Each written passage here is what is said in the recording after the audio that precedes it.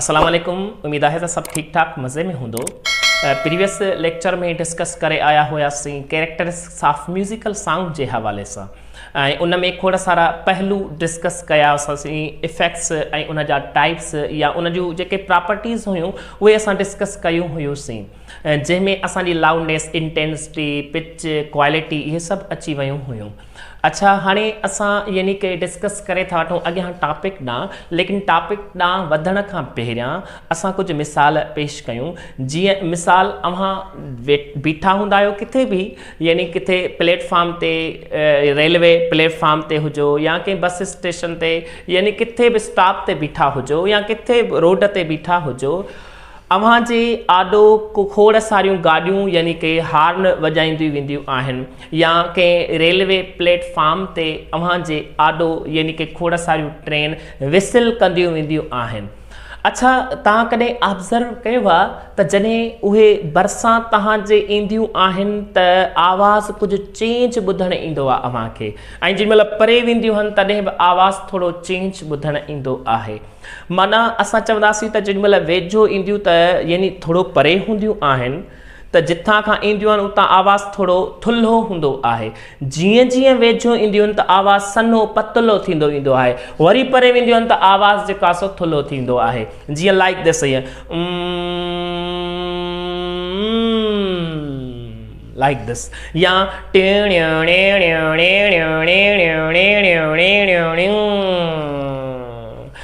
इन आवाज़ खे सुञाणण जी थोरी कोशिशि कयो त इहो छो थो थिए, कीअं थो थिए। छा जेको सोर्स आहे जंहिंमां आवाज़ जा वेव्स निकिरनि था, छा उन जे फ्रीक्वेंसी ते चेंजिंग थी अचे? नो।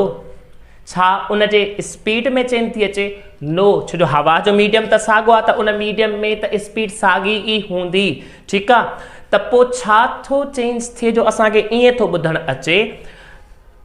यानी कि जेको सोर्स ऐं अव्हां ॿुधंदड़ आहियो यानी लिसनर, सोर्स ऐं लिसनर जे विच में जेकी पोज़ीशन चेंज थी थिए, डिस्टेंस थो थिए, माना हिकिड़ो मोशन थो थिए, that is called relative motion. Relative motion means जॾहिं हिकिड़ो ऑब्ज़र्वर हुजे ऐं ॿियो सोर्स हुजे, हिक ॿिए जे या त वेझो अचनि या त परे वञनि, माना ॿिन्ही जे विच में पोज़ीशन चेंज थिए त इनखे असां रिलेटिव मोशन चई सघूं था। हाणे ॻाल्हि कहिड़ी आहे त जॾहिं आवाज़ु जेको असांखे यानी कि वेझो थो अचे त सन्हो थो ॿुधणु अचे ऐं परे थो वञे त थुल्हो थो ॿुधणु अचे, त इहो जेको असांखे ॿुधणु अचे थो यानी ऑब्ज़र्वर यानी लिसनर जेको आहे उहो आवाज़ु चेंज थींदे ॿुधे थो, माना उन जी फ्रीक्वेंसी यानी पिच जेकी आहे उहा चेंज थींदे ॿुधणु थो अचेसि। माना जॾहिं आवाज़ु तॾहिं हुनखे सन्हो थो ॿुधणु जॾहिं वेझो थो अचे ऐं जॾहिं परे थो वञे त पोइ आवाज़ु थोरो चेंज यानी थुल्हो थो ॿुधणु अचेसि। हाणे हिते ॻाल्हि कहिड़ी आहे त इहो कहिड़ो यानी प्रिंसिपल आहे, कहिड़ो कॉन्सेप्ट आहे। इन प्रिंसिपल खे कॉन्सेप्ट खे ॿुधाइण जे लाइ हिकिड़ो साइंटिस्ट आयो डॉपलर, जंहिं पंहिंजे हवाले सां कॉन्सेप्ट ॾिनो डॉपलर इफेक्ट जे हवाले सां। कहिड़े हवाले सां? Doppler effect. त असां अॼु डिस्कस करे था वठूं यानी कि डॉपलर इफेक्ट जे हवाले सां। ज़हन नशीन करे छॾियो डॉपलर इफेक्ट। हाणे डॉपलर इफेक्ट कीअं चवंदासीं? वेन apparent change in frequency, apparent change in frequency caused by relative motion। छा? caused by relative motion, कंहिंजे विच में relative motion between source and listener. Listener यानी ऑब्ज़र्वर।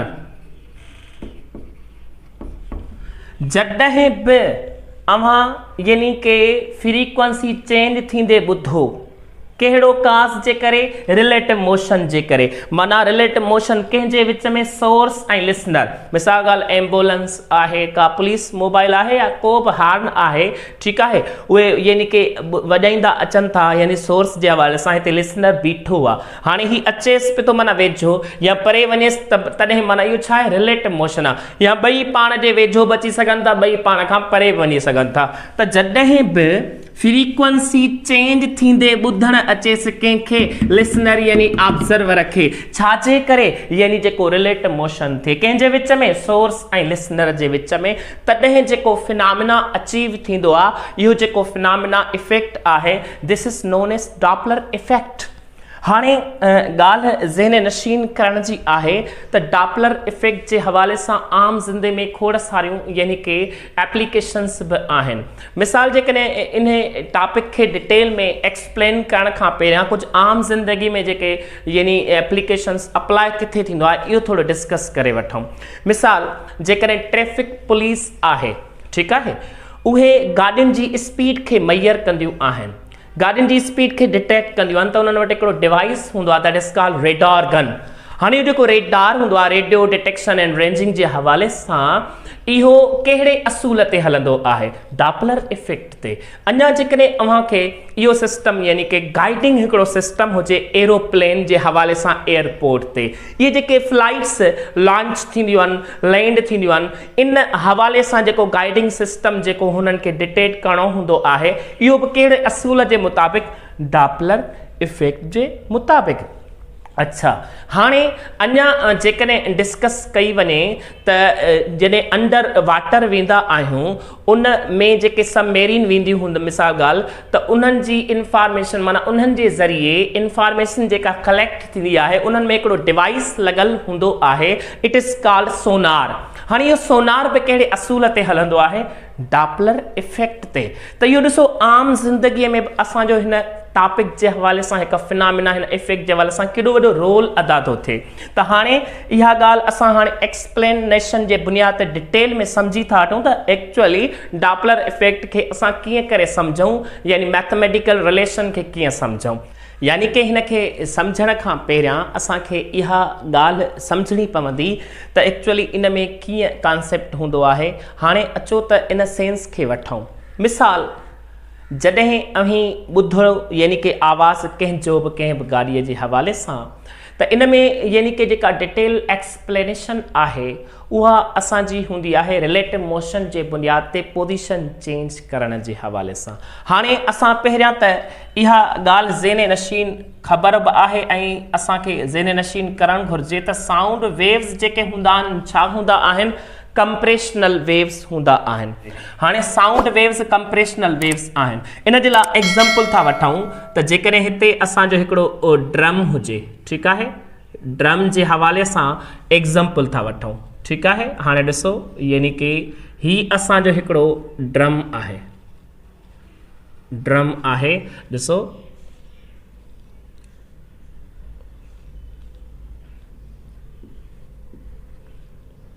ड्रम ठीकु आहे हाणे हिन दुहिल खे हिन ड्रम खे असां कंहिं न कंहिं सां वॼाईंदासीं हाणे हिन दुहिल जो जेको यानी मेम्बरेंस हूंदो मथियों हिसो हूंदो सरफेस हूंदो इहो वाइब्रेट करणु शुरू कंदो हाणे वाइब्रेट कंदो त आवाज़ जा वेव्स लाज़मी आहे हिन तरफ़ असां ॾांहुं यानी फहिलजंदा ठीकु आहे हाणे थींदो छा आहे त असां वेव्स खे एक्सप्लेन कंदा आहियूं क्रेस्ट ऐं ट्रफ में शो कराईंदा आहियूं क्रेस्ट ऐं ट्रफ में actually sound waves compressional waves आहिनि लॉन्गिट्यूडिनल वेव्स आहिनि त इन सेंस में असां यानी हिन क्रेस्ट खे असां हीअं था ज़ाहिर कयूं एक्चुअली हीअं ज़ाहिर करणु घुरिजे ठीकु आहे ऐं ट्रफ खे असां यानी हीअं था ज़ाहिर कयूं त यानी लाइन वांगुरु असांजा वेंदा आहिनि ठीकु आहे ही कंप्रेशनल वेव जो क्रेस्ट आहे ऐं ही असांजो ट्रफ आहे ही क्रेस्ट आहे ही ट्रफ आहे यानी वेव्स हीअं पिया वञनि ॾिसो हीअं पिया वञनि ठीकु आहे हीअं पिया वञनि लाइक दिस ज़हन में रखो ही हिन जे वञण जो यानी कि हिकिड़ो माना मेथड वे आहे तरीक़ो आहे त ही छा आहिनि हिकिड़ा कंप्रेशनल वेव्स आहिनि इन सेंस में हाणे ही हिकिड़ो सोर्स थी वियो सोर्स कहिड़ो बि थी सघे थो, पुलिस मोबाइल जो सायरन हुजे, एम्बुलेंस जो सायरन हुजे, यानी के ट्रेन जो विसिल हुजे, विसिल करण, ठीकु आहे। इन सेंस में असां चवंदासीं त ही जेके वेव्स आहिनि साउंड वेव्स जे बुनियाद ते, हाणे हिन में कीअं कॉन्सेप्ट वठूं त कीअं थो यानी के कॉन्सेप्ट क्लियर थिए, त इन जे लाइ बेसिक जेके ॻाल्हियूं आहिनि उहे तव्हां नोट कयो त जेकॾहिं को बि सोर्स आहे उन मां जेके आवाज़ जा वेव्स साउंड वेव्स निकिरंदा त उन्हनि जी का न का स्पीड हूंदी। त साउंड वेव्स खे जी स्पीड खे एक्सप्लेन करण जे लाइ यानी स्पीड ऑफ साउंड वेव्स जी जेकी आहे उनखे v सां ज़ाहिर कबो, सिर्फ़ु छा सां v सां, ठीकु आहे। ऐं जेको सोर्स जी स्पीड आहे उनखे vs सां ज़ाहिर कबो, vs the speed of source, ठीकु आहे, स्पीड ऑफ सोर्स।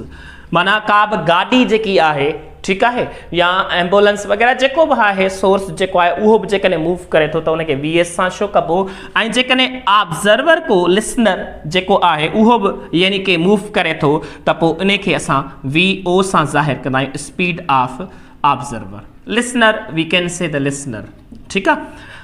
हाणे हिकु ॻाल्हि ज़हन नशीन करे छॾियो त जेका स्पीड ऑफ साउंड हूंदी आहे इहा कॾहिं बि चेंज न थींदी। माना जेके वेव्स हूंदा उहे हवा में माना हिकु ई मीडियम में था जेकॾहिं फ्लो कनि, एयर जी ॻाल्हि थी कई वञे, छो आवाज़ जा वेव्स एयर में असां वठंदा आहियूं। जेके आवाज़ जा वेव्स आहिनि इन सेंस में वठूं त उनजी स्पीड में का बि चेंज न ईंदी, ऐं उनखां अलावा जेकी उन्हनि जे फ्रीक्वेंसी में बि का बि चेंज न ईंदी। No change in frequency, no change in frequency, ज़हन में रखो। हाणे फ्रीक्वेंसीअ में बि चेंज न, स्पीड में बि चेंज न, हिकिड़ी इहा ॻाल्हि। हाणे कंहिंजे विच में चेंजिंग थींदी यानी स्पीड जेकॾहिं वठूं त हिननि ॿिन्ही ऑब्ज़र्वर ऐं सोर्स जे विच में रिलेट मोशन, छो जो इन्हनि जे विच में आहे त इन सेंस में वठंदासीं। हाणे हिते ॿी ॻाल्हि, जेकॾहिं ही ऑब्ज़र्वर आहे, ठीकु आहे, ही ऑब्ज़र्वर आहे, इन सेंस में जेकॾहिं ऑब्ज़र्वर खे वठूं ऐं ही को बि सोर्स हुजे, मिसाल ॻाल्हि, ठीकु आहे, को बि सोर्स हुजे त पोइ हितां जेके आवाज़ जा वेव्स निकिरंदा, ठीकु आहे, ऐं ही सोर्स वेंदो, ही स्पीड ऑफ यानी कि सोर्स वठूं, ही स्पीड ऑफ साउंड वठूं, ऐं ही मिसाल ॻाल्हि रेस्ट में हुजे या मूव करे थो। हाणे हिते जेका सम्झण जी ॻाल्हि आहे उहा असां ईअं वठंदासीं त जॾहिं बि आवाज़ जा वेव्स सोर्स जे हवाले सां हुजनि या ऑब्ज़र्वर जे हवाले सां, त ऑब्ज़र्वर ॿुधंदो, लिसनर ॿुधंदो, ठीकु आहे, लिसनर ॿुधंदड़ हूंदो। त चाहे ऑब्ज़र्वर ॾांहुं वञे यानी कि को बि सोर्स, या सोर्स ऑब्ज़र्वर खां परे वञे, ज़हन में रखो, यानी कि सोर्स ऑब्ज़र्वर ॾांहुं थो अचे, ठीकु आहे, या यानी कि सोर्स ऑब्ज़र्वर खां परे थो वञे, ज़हन में रखो, सोर्स केॾांहुं थो वञे, ऑब्ज़र्वर खां परे वञे या ऑब्ज़र्वर ॾांहुं अचे, ठीकु आहे। या चाहे ऑब्ज़र्वर सोर्स ॾांहुं अचे या ऑब्ज़र्वर यानी कि केरे वञे, सोर्स खां परे वञे। त कॉन्सेप्ट इते छा आहे त जेको वेव्स ईंदा पिया उन्हनि जी स्पीड ऑलवेज पॉजिटिव कंसीडर कबी, ज़हन में रखो, जेकी बि स्पीड ऑफ यानी कि ईअं खणी चऊं त स्पीड ऑफ छा साउंड आहे उहा ऑलवेज छा कंसीडर कबी आहे, पॉजिटिव। छो आवाज़ जा वेव्स, सम्झो ॻाल्हि खे, त जॾहिं आवाज़ जा वेव्स अचनि था यानी कि सोर्स भली केॾांहुं थो अचे यानी लिसनर ॾांहुं, सोर्स भली केॾांहुं थो अचे ऑब्ज़र्वर ॾांहुं, त जेके आवाज़ जा वेव्स ईंदा उहे केॾे ईंदा, लिसनर ॾे। वरी चाहे यानी उहो सोर्स परे हलियो वञे, सोर्स पे थो परे वञे, लेकिन आवाज़ जा वेव्स वरी बि केॾे ईंदा, ऑब्ज़र्वर ॾे। सोर्स चाहे लिसनर जे वेझो अचे या परे वञे, आवाज़ जा वेव्स वरी बि केॾांहुं ईंदा लिसनर ॾांहुं चाहे भली उहो सोर्स हेॾे हलियो वञे चाहे सोर्स यानी लिसनर ॾांहुं अचे त आवाज़ जा वेव्स केॾांहुं ईंदा यानी कि ऑलवेज़ सोर्स यानी ऑब्ज़र्वर ॾांहुं। इन सेंस में असां छा चवंदासीं त जेको साइन आहे कन्वेंशन उहो ऑलवेज़ स्पीड ऑफ साउंड जो छा वठंदासीं पॉजिटिव वठंदासीं। ज़हन में रखो पॉजिटिव वठंदासीं हिकिड़ी इहा ॻाल्हि। बाक़ी जेके सोर्स ऐं ऑब्ज़र्वर जी जेकी वेलासिटी आहे उहा यानी कि अकॉर्डिंगली कंहिंजे वठंदासीं स्पीड ऑफ साउंड जे हिसाब सां, कंहिंजे वठंदासीं स्पीड ऑफ साउंड जे हवाले सां। त इहे कुझु ॻाल्हियूं आहिनि जंहिंजे हवाले सां डिस्कस करे था वठूं। हाणे हिन में केसिस आहिनि, स्पेशल केस आहिनि। केॾी महिल पुछंदो त जेकॾहिं असांजो सोर्स स्टेशनरी आहे, माना का बि एम्बुलेंस आहे, का बि गाॾी आहे, उहा बीठी आहे लेकिन उनजो हार्न वॼे पियो थो, ठीकु आहे। हाणे उहो बीठो आहे लेकिन हिकिड़ो ॿुधंदड़ आहे, लिसनर आहे, उहो उन ॾांहुं भॼंदो थो अचे या आस्ते आस्ते पियो थो लेकिन मूव कंदो थो अचे केॾांहुं स्टेशनरी सोर्स ॾांहुं। त इन वक़्तु हाणे ॿुधायो त स्टेशनरी सोर्स आहे, लिसनर खे आवाज़ जेको आहे फ्रीक्वेंसी कीअं ॿुधण ईंदी। त ॿिए केस में बि ईअं पुछी सघनि था त जेकॾहिं उहो ऑब्ज़र्वर परे वञे स्टेशनरी सोर्स खां, या समटाइम इहे पुछी सघनि था त जेकॾहिं ऑब्ज़र्वर बीठो आहे, ॿुधंदड़ बीठो आहे ऐं जेको सोर्स आहे उहो उन ॾांहुं अचे थो या सोर्स उन खां परे थो वञे। समटाइम ईअं केस हूंदो त जेकॾहिं ॿई हिक ॿिए जे वेझो अचनि, सोर्स ऐं लिसनर, त पोइ छा थींदो यानी फ्रीक्वेंसी में कहिड़ो, आवाज़ में कहिड़ी तब्दीली ईंदी उनखे ॿुधंदड़ वारे जे हिसाब सां। ऐं जंहिं महिल परे वेंदो त पोइ छा थींदो। इन सेंस में इहे जेके स्पेशल केसिस आहिनि इहो कॉन्सेप्ट करे था वठूं।